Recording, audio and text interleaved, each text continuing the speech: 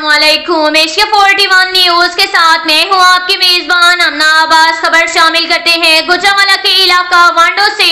हमारे deputy bureau chief Malik मुरीद हुसैन अवान के मुताबिक गवर्नमेंट स्कूल की सुबह पंजाब के जिला गुजरांवाला तहसील कामों की थाना वांडो के इलाका में government primary school Kot Mirza Jan और गवर्नमेंट प्राइमरी स्कूल स्नोपर में सालाना रिजल्ट पर इनामात देने की तकरीब मुनक्किद की गई, जिसमें इलाका की अहम शख्सियात ने हिस्सा लिया।